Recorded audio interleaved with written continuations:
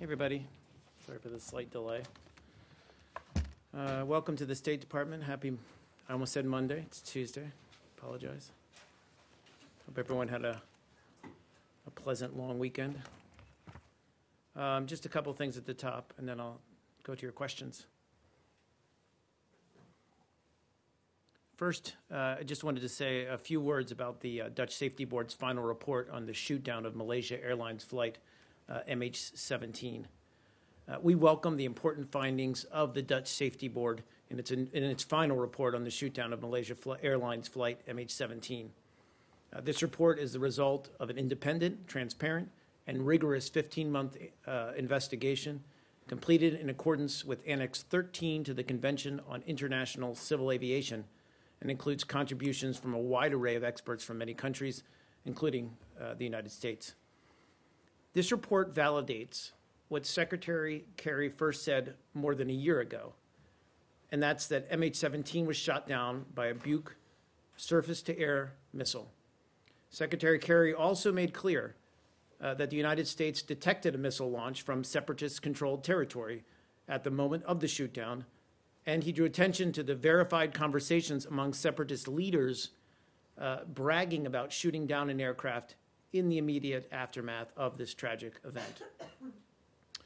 We would take note of the findings of the Dutch Safety Board's recommendations regarding the handling of the airspace during armed conflicts, and we're, of course, looking and studying them closely.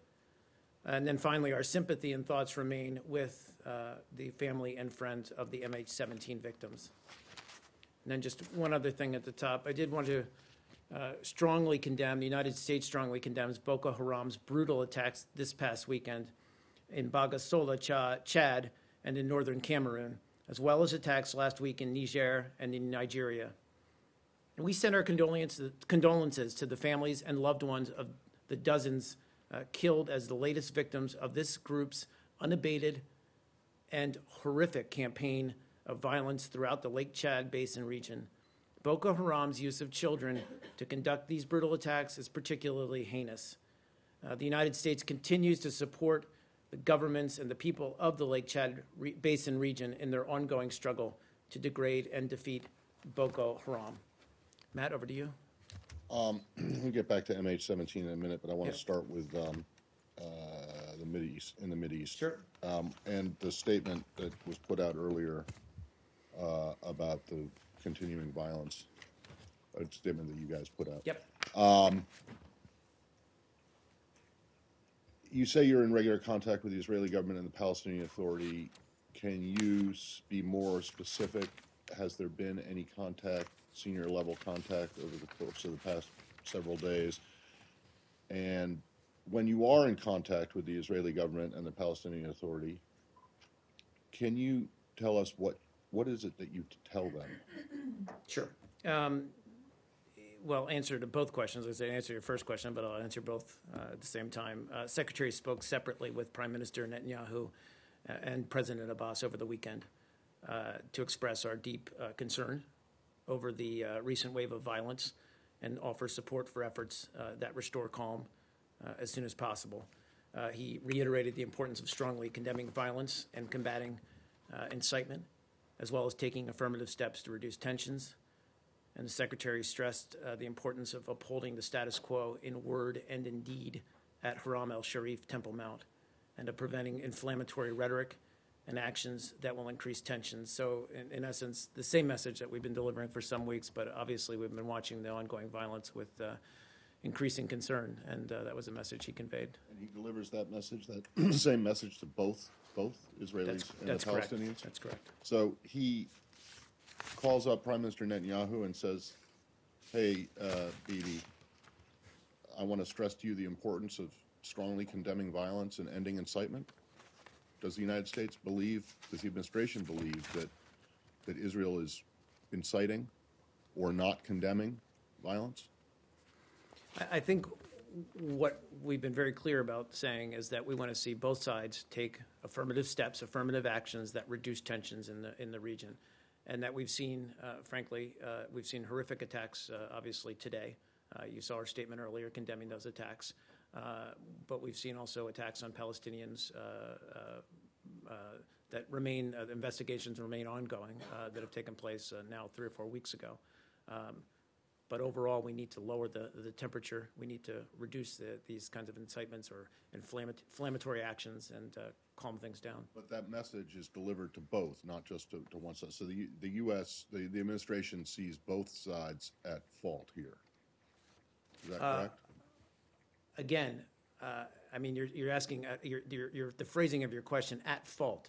I think what we're saying is that both sides need to, as their leaders need to express the fact that both sides need to decrease the tensions that are leading to ongoing incidents of violence. But you know, you're asking me to assign blame, and I don't think that's the case. I think what we need to see is just a reduction in the tension, reduction in the actions that we've seen over the past couple of days. Yeah, go ahead. I'm not asking you to assign blame. I'm asking if your message to both the Israelis and the Palestinians is the same. And you said it is. So carrying on from that, you know, can you explain what it is that you're not satisfied with from the Israeli government in terms of condemning violence and combating incitement? It's not, I mean, you're saying that we're not satisfied. I think that our consistent, I can't remember what you're, well, sorry. I mean, if the secretary is calling up both Abbas and Netanyahu and has the same message for both of them, it would suggest that you think that both of them need to do more today. And I'm just trying to figure out what is it you would want the Israelis to do.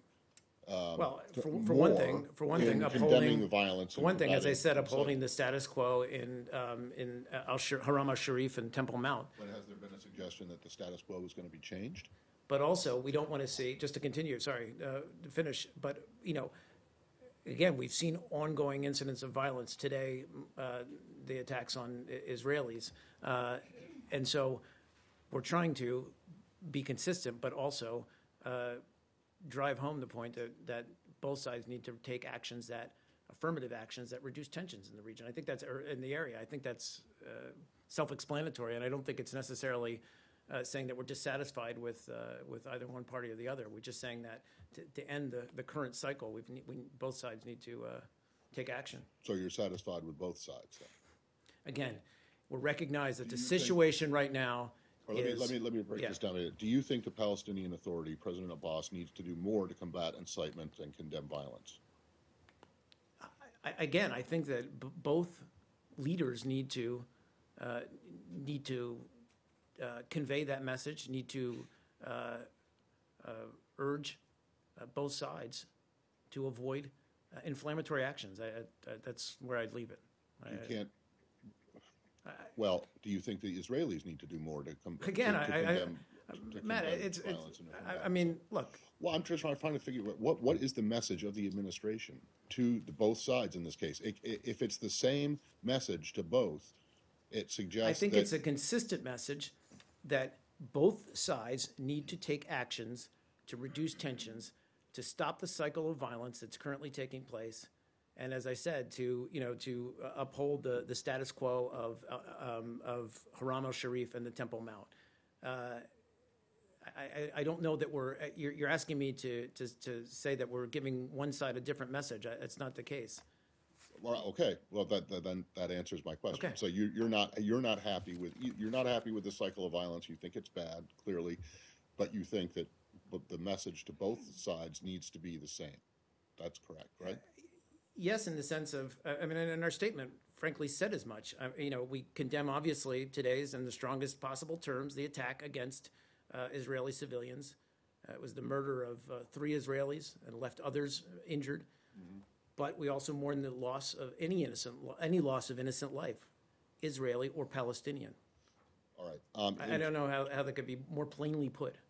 Well, I suppose it can't. But I would just my question was whether the message to both sides is the same, and if it is, and you say that it is, why is the message to both sides the same? Do you think they both are lacking in or are not doing enough to do what you want them to do? I think, and again, my answer to that, and I regret if I haven't been clear enough, is that we're deeply concerned that there's escalating tensions on both sides, so we want to see both sides take affirmative steps to decrease those tensions. Yeah, sure. Clearly, this situation is not getting better because Secretary Kerry's been calling both sides for several weeks now. Is it perhaps, does the US believe maybe there's additional steps that need to be taken? Maybe something from a regional point of view? I mean, the Jordanians have always been quite involved in this. Do you believe that maybe something bigger and broader needs to take place? Yeah. Well, I think we're always obviously open to additional efforts and always looking at additional steps that can be taken from a regional perspective. Certainly, I think you saw over the weekend the Quartet envoy scheduled meetings with Israeli and Palestinian leaders this week was postponed simply at the request of the Israeli government, given the circumstances on the ground. But that said, I think we want to see those meetings, particular meetings, be rescheduled as soon as possible. And as I said, we're receptive to other efforts to ratchet down the tensions. Please, Saeed. I just wanted to ask you, do you believe that Mahmoud Abbas exercises enough control over the security situation where he can actually affect or impact the situation in occupied East Jerusalem? We wouldn't be, I mean, the Secretary wouldn't be calling him. We wouldn't be dealing with him if we didn't believe that. Well, I mean, you guys shepherded this security arrangements or coordination between the Palestinians and the Israelis. Yet, do you have do you have a belief that basically this does work both ways, that the Palestinians can pursue Israeli perpetrators in West Bank settlements as the Israelis have been pursuing Palestinians in West Bank refugee camps? You follow what I'm asking? I follow what you're asking. Yeah. I'm not going to address that questions other than to say that, we, in all of these attacks and all of these incidents, we're aware that or we believe that Israeli authorities have the full capacity and capability to investigate them thoroughly and transparently. Let me ask you the same question I asked John on Friday. Do you believe that the Israelis are using excessive force in quelling these demonstrations? Well, again, I think that, I think we're obviously deeply concerned about the recent violence. As I went back and forth in my tortured back and forth with Matt, I tried to make clear, perhaps on my side. No, I mean, obviously, we're concerned about recent violence, escalating tensions. We obviously condemn the violence on both sides against Israeli and Palestinian civilians, and so we call on both sides to take affirmative steps to reduce these escalating tensions. I mean, that's how I would leave it. So, I mean, we want to see both sides make efforts to calm the situation. Just to follow up on Leslie's. Again, I mean, what we're engaged in right now is diplomacy, but we believe that, obviously we've got a strong relationship, ironclad relationship with Israel,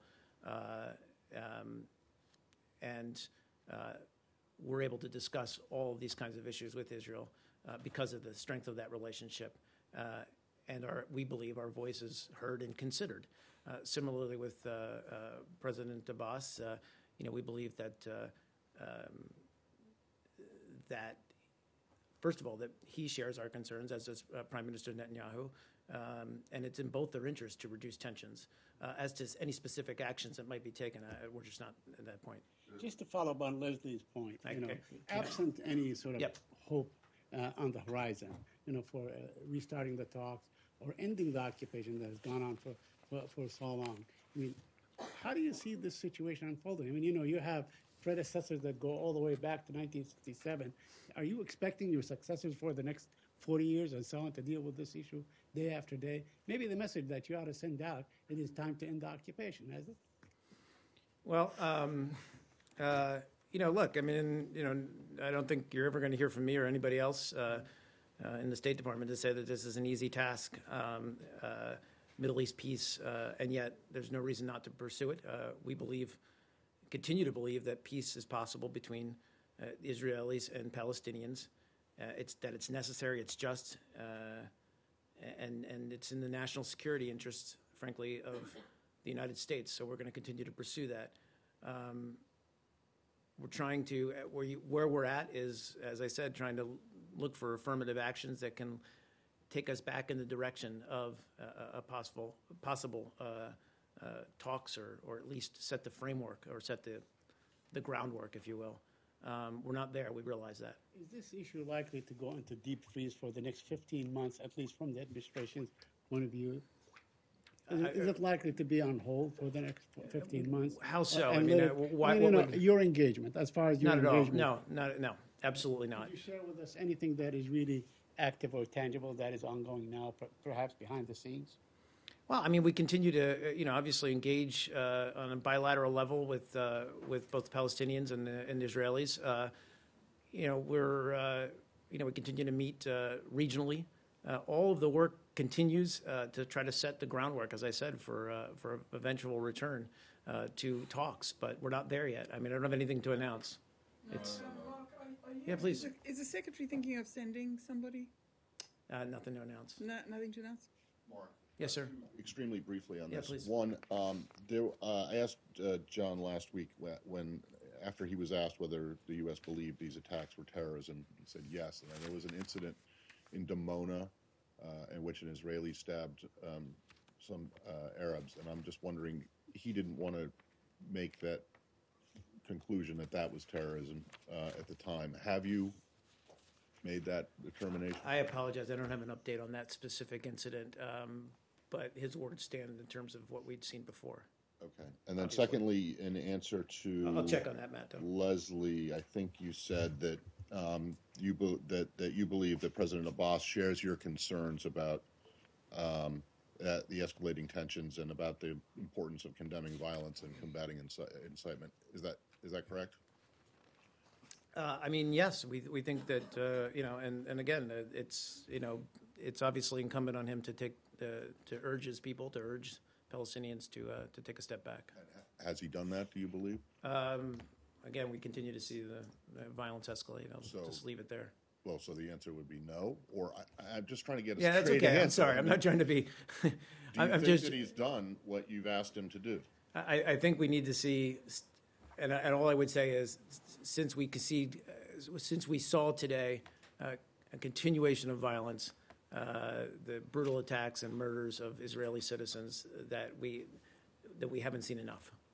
Okay, but you believe that he shares your concerns and that he understands the need to do more. He's just not doing it. Is that right?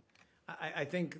I mean, again, there's not a switch that can be turned, but I think both sides need to make an effort to reduce tensions. That's where we're at. That's what we're looking for. No. Please go ahead. That's okay. I just wanted to clarify. So, has Secretary Kerry spoken with Prime Minister Netanyahu or President Abbas since Saturday, when the statement was released? No, I don't believe so. I think Saturday, over the weekend, is what we referred And to. also the Prime Minister's speech this morning. Do you believe, or does the U.S. believe, that his words took the advice of not inciting violence and reducing tensions? I mean, what specifically are you referring to in his speech? And I hate to parse these things up here at the Taking podium. additional security measures, doing everything they can to All means necessary. all means necessary. I mean, look. I mean, there's a definite security threat that Israel feels, Israelis feel, and certainly that was manifested in today's attacks on Israeli citizens. But looking at this more broadly, as I said, there's been this steady escalation of violence, and we need to see both sides work to or look at ways that they can affirmatively take action to reduce that violence. I'll leave it there. Go So ahead, one some more. of the additional measures included sealing off neighborhoods in East Jerusalem and making it easier for Israeli citizens to obtain permits for guns. Would the U.S. consider that to be part of not inciting violence? I mean, we've spoken before about the sealing off of certain neighborhoods. I would only say that we hope that any such measures would be temporary. Please. Mark, are you following the recent events in Iraqi Kurdistan, the violence, especially the closure of my TV channel's office in both cities of Erbil and Duhok by KDP affiliated forces, basically KRG, but it is more KDP forces. Sorry, you're specifically asking about Because one more time. the NRT TV's offices in Erbil and Duhok is closed by force, and the staff were expelled to different city, and it is basically the coverage of NRT TV is in certain part of Kurdistan, which is controlled by more KDP forces, is not allowed, and citizens are. I think there were restrictions also on Facebook.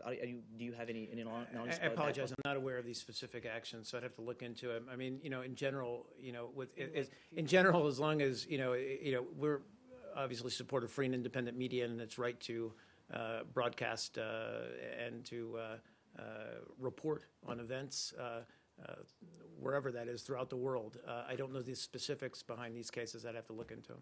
What about the yesterday's event of the denying access to the Speaker of Parliament by security forces, that he was not allowed to get into Erbil because of the tensions and violence happened in the other cities? Yeah, I mean, I'm aware of some of the protests that took place and some of the actions that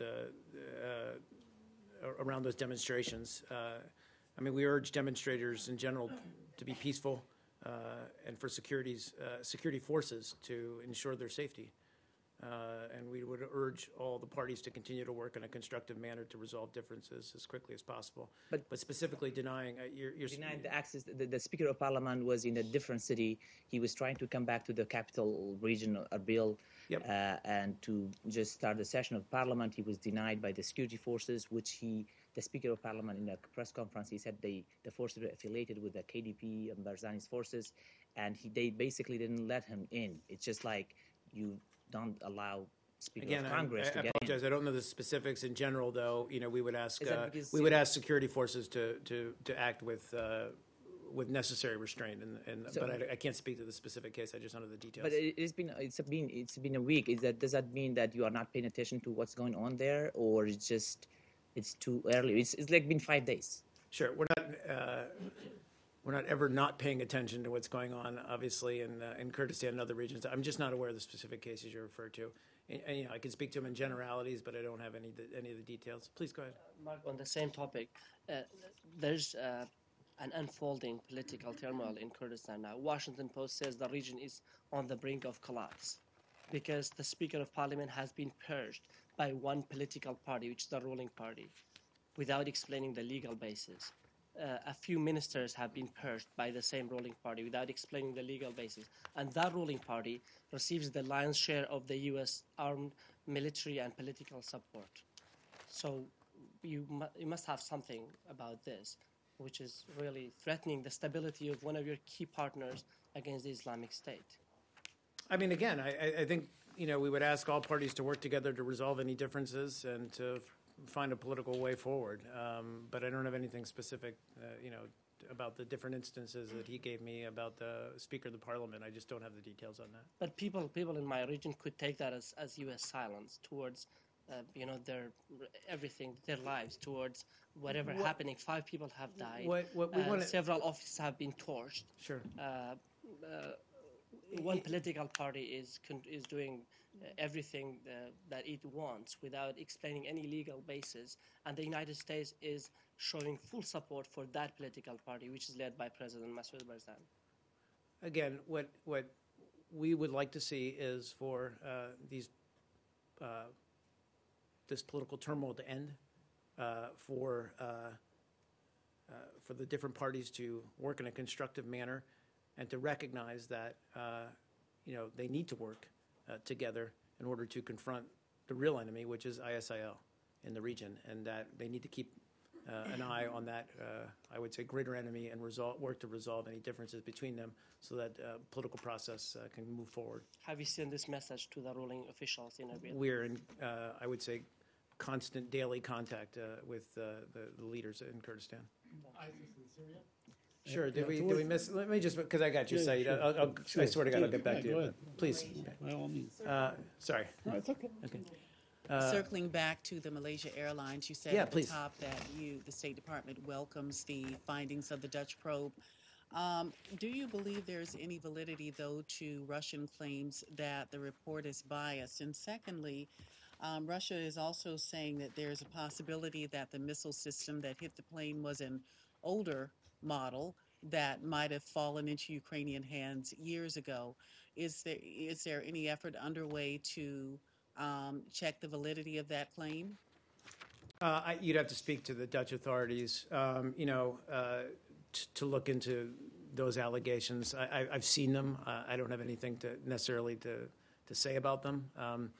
To be perfectly honest, we've seen various attempts by Russian officials to obscure some of the events leading up to that takedown of the aircraft of the MH17.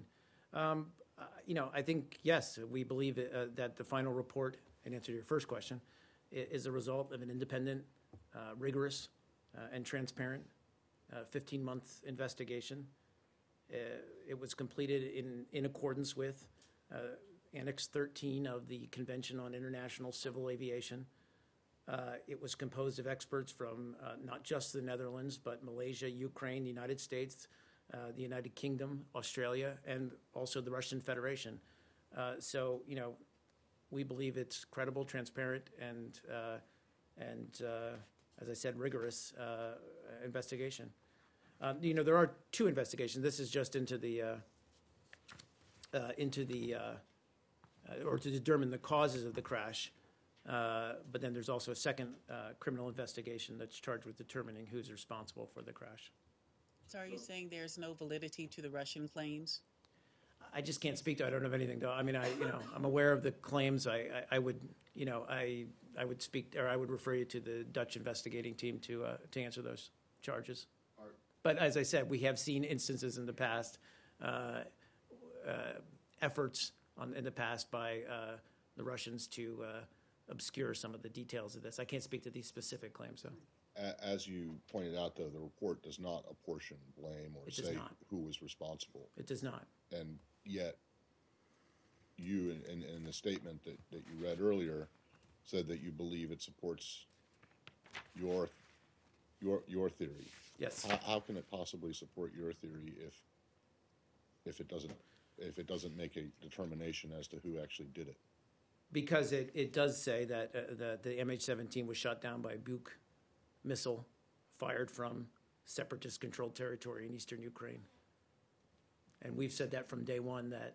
Well, you've gone a step further, though, and said actually that the separatists were the ones who fired it. We have, and that's our belief. And that I know, remains our belief. but that you acknowledge that is not supported by that part of Right. the It U.S. does theory not is assign blame. No, not- absolutely. is No, not in- that's fair, Matt. Yeah. But we So- said we believe it supports our overall argument that we've made, frankly, since day two Right. of this. Yeah. Syria, please. I'm sorry. Go ahead. Yeah, go ahead. Okay, thank you.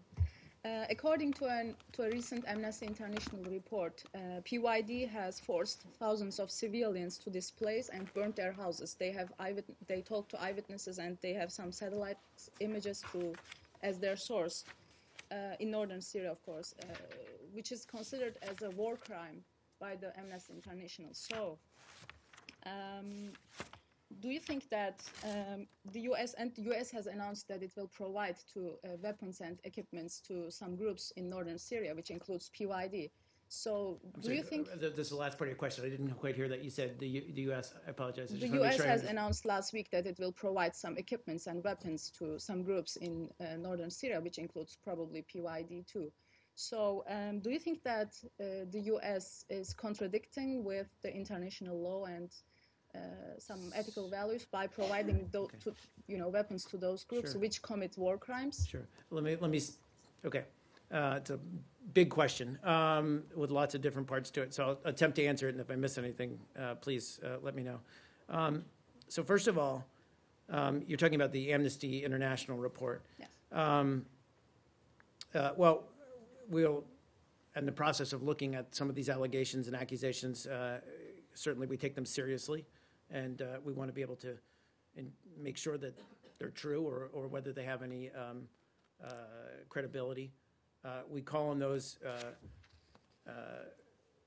who actually are or will participate in administering these areas to do so inclusively and with respect for all groups, regardless of an ethnicity. And we've been very clear about that for the past 5-6 months in speaking about the YPG and its actions in northern Syria, as well as the case of Syrian Arabs and other groups and Turkmen who are fighting against ISIL there.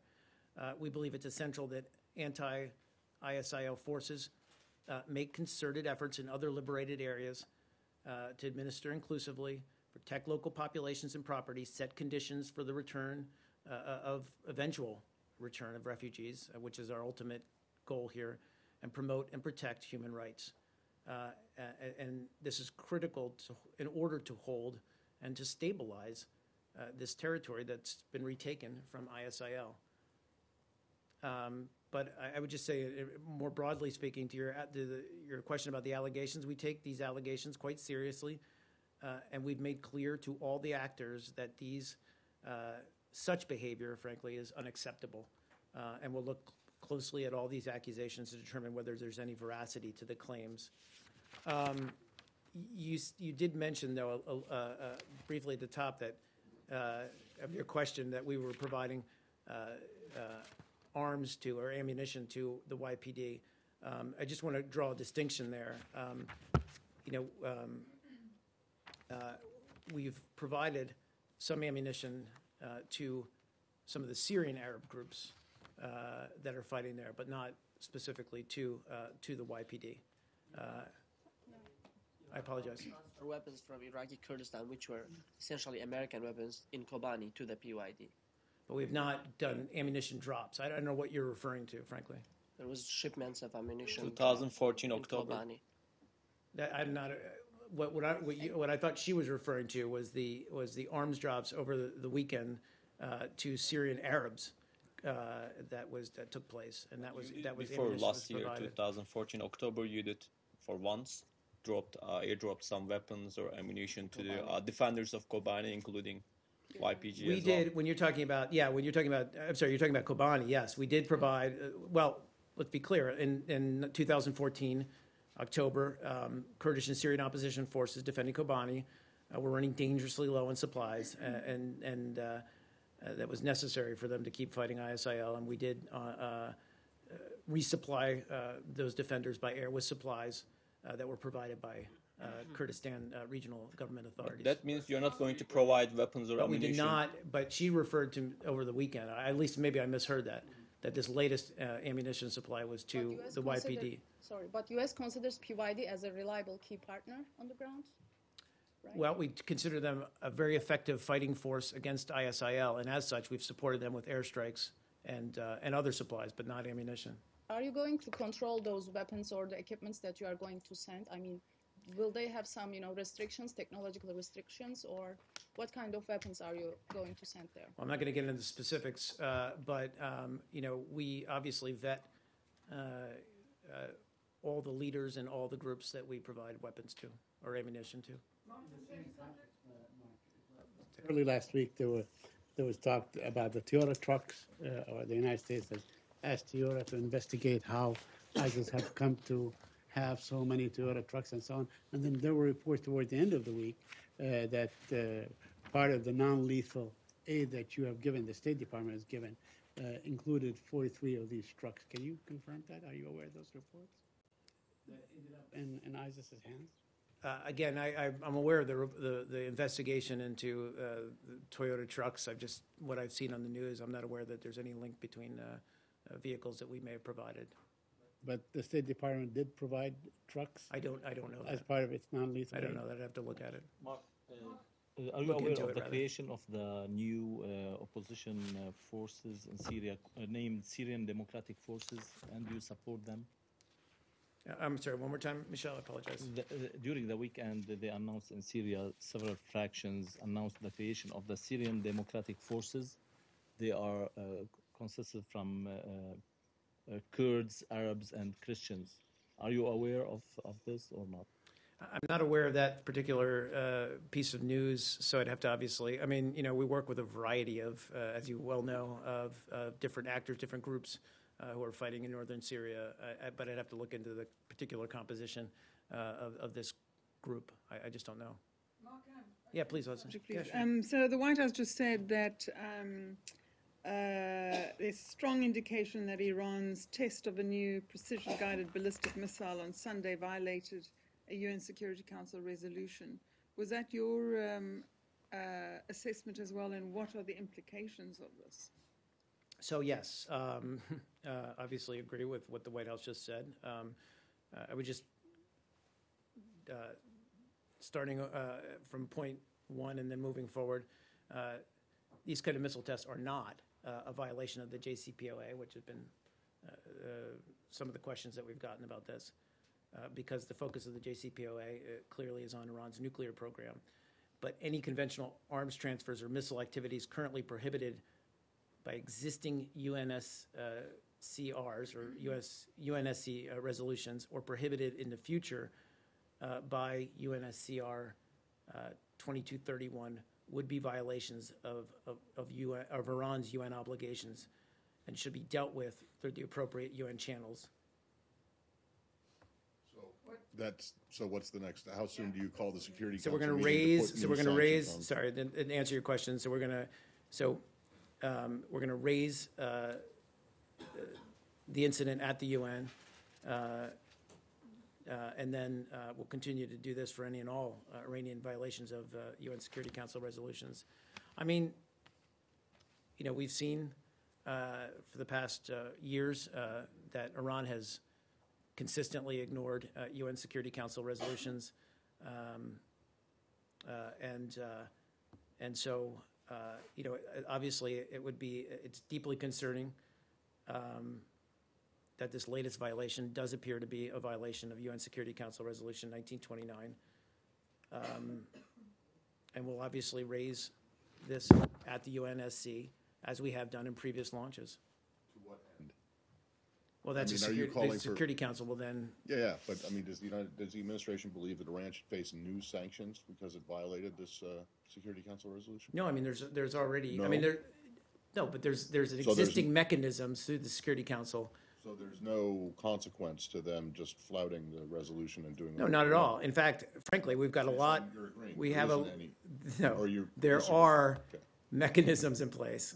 Come on, Matt. Well, No, there are. the way you answered the question made it sound. There are as if lots of you agree. unilateral and multilateral tools to continue to counter Iran's ballistic missile program. Okay, and the fact that what you said is that you said that Iran has, what did you say? Consistently ignored UN Security yeah. Council resolutions, deeply troubling, deeply concerning.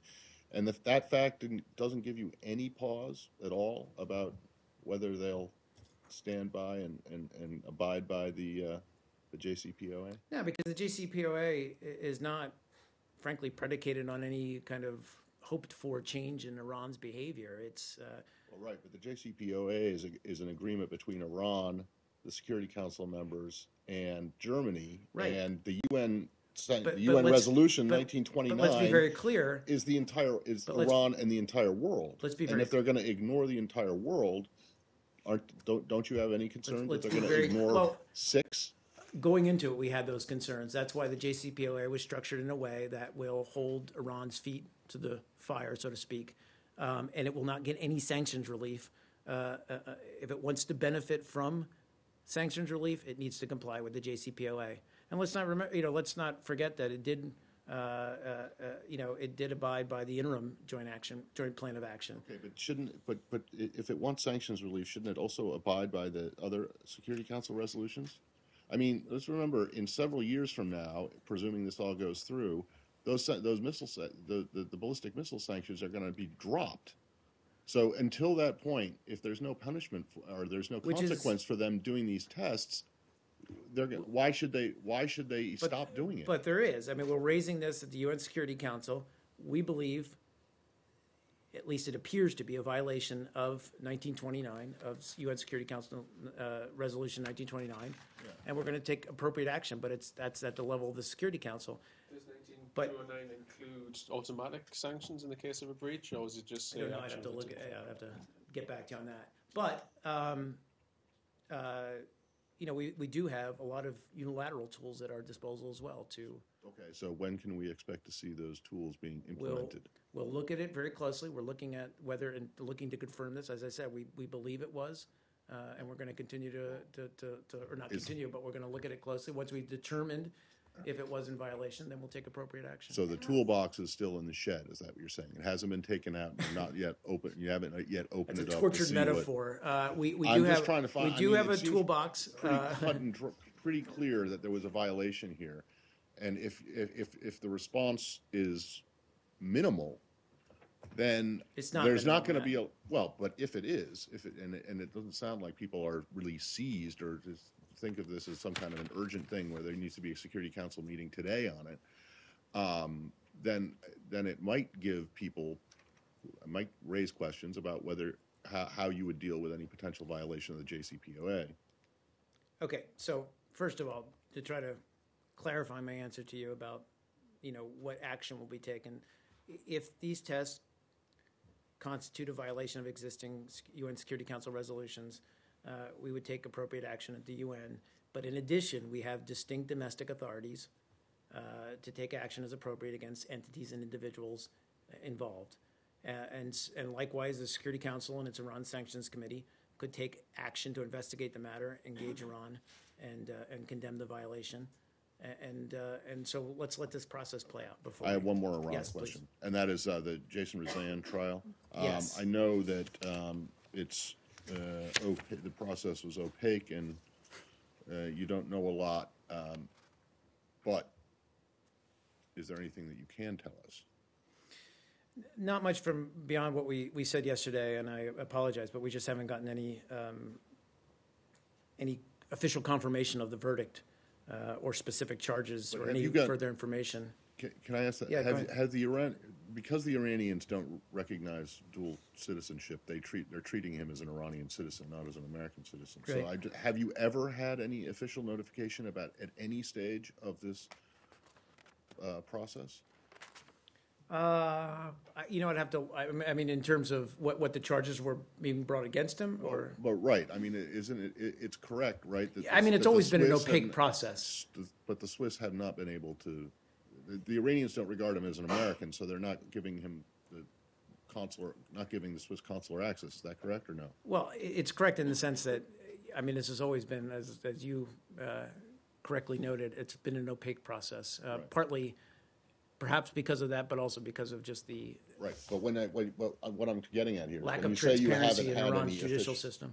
Sorry. What I'm getting at is that when you say you haven't had any official notice or official Well, I'm just saying that- confirmation, have you ever had any official confirmation? I'd have from to the go back and Iranians look. at any stage of I'd have to go back and look at whether we had specific information about the charge filed against him, but I believe we did. But we haven't seen any kind of, here's what he is being charged for, here's what the verdict is. We've just seen, as I said, reports that that he was convicted Okay, so without there any kind is- of follow-up. So there is precedent for the Iranians actually communicating directly with you about this. Well, again, This as legal we've process. said many times, I mean, Secretary and everybody from the U.S. government who has interactions with the Iranians have consistently raised these cases. Right, no, I understand that, but Yeah, I mean please. about the actual procedure. Yeah, I mean, I can't speak to what we may get from the Iranians in terms of clarity on this, but I can say we don't have clarity yet. But regardless of that, we want to see him come home yesterday. Yeah, please, go ahead. Yeah, topics about the Denver relocation plan. And Okinawa governor Tuesday revoked a poll vote for work needed to the relocation at the U.S. air base.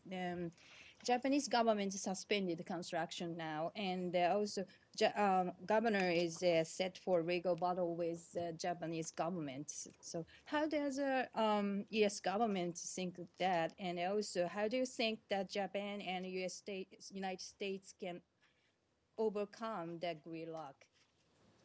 Well, I would just say, I'm aware of those developments and news reports. I can say that both the U.S. and Japanese government remain committed to implementing the relocation of Marine Corps Air Station Futenma to Camp Schwab on Honoko Bay.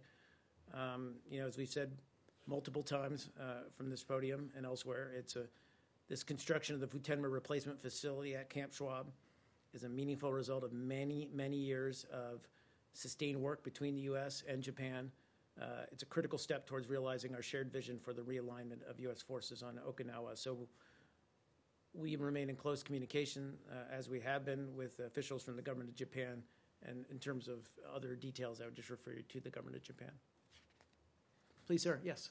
Thank you. Can I go back to Syrian Kurd and your airdropping weapons? Did you just said you have not airdropped any ammunition to Syrian Kurds? So what I say is, and the Department of Defense is obviously the better source of information about this, and I believe they've confirmed that on Sunday, C-17 aircraft dropped a small arms ammunition, apologize, dropped small arms ammunition to Syrian Arab groups fighting ISIL in northeastern Syria, which was the reason why I said that it was directed to these Syrian Arab groups. And as I said, this airdrop was to provide ammunition to these groups, these Arab groups, whose leaders were appropriately vetted by the United States and have been fighting effectively ISIL in northern Syria. And this seeks to build on some of the successes that those forces have had in clearing Syrian territory and supported by coalition airstrikes. So, you know, dropping them to the PYD in the future? I'd have to refer you to the Department of Defense who can give more details about future plans on that. Is that it, guys? Staying away from the Kurdish forces because of the Turkish concerns regarding PID? Not necessarily. I mean, we've said before that we think the YPD have been effective against ISIL, but we've also been very clear, and that we don't recognize any kind of PYD semi-autonomous zone or self-rule in that area. We remain committed to the unity and territorial integrity of Syria. And we're also, frankly, in constant dialogue and discussion with Turkey. We understand its own concerns, its own security concerns along its border, and we're continuing to have those discussions. Yeah, please. What is the reason why you are not recognizing self-autonomous, which is going to be inside Syria, and it's not a separation? Well, again, I would just say we remain committed to the unity and territorial integrity of Syria. And that's also. I mean, they're asking for self-governance inside Syria, not a separatist thing idea. Right, but what we want to see in areas that are newly liberated, and we've talked about this a lot, we want to see inclusive government that doesn't, that doesn't allow, frankly, some of the refugees have been displaced by the fighting, that allows them ultimately to return. It seems that you are consulting with your Turkish ally, which is a really different country, and it's not a Syrian. I mean, it seems like Turkey is deciding for Syrians what to do, because Bashar Assad is. This is not true. Again. Turkish concern on this matter very seriously. We talk about and continue to talk about. I mean, Turkey is a NATO ally, a strong partner in the region. They're allowing us now to carry out airstrikes from Incirlik. In fact, they've carried out their own airstrikes in northern Syria against ISIL. But of course we take their security concerns seriously, and of course we have a dialogue and discussion about them. But that's not to predetermine what the future of Syria looks like politically, which is what you're implying in your question. What we want to see ultimately resolve the situation in Syria is a political resolution, and that's something we've talked about in terms of the Geneva Communique. Okay, but why it should be a security concern or national security threat for Turkey in Syria, the Kurdish areas in Syria, which is not their country and it's a different country, and also you call them a very effective forces against ISIL. And what is the problem with Turkey if it's a different country? It's not part of Turkey. Again, I think I feel like I've answered this many times today already, but it's two different issues, but what we don't want to see is for the YPD to develop semi-autonomous zones within Syria. We want to see... what was the reason?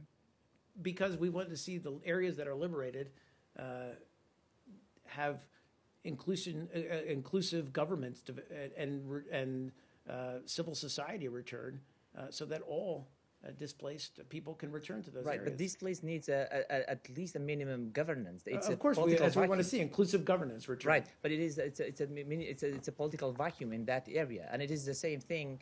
The Kurdish region in Iraq. I think they I've have answered your question. We're having a political debate now. Thanks.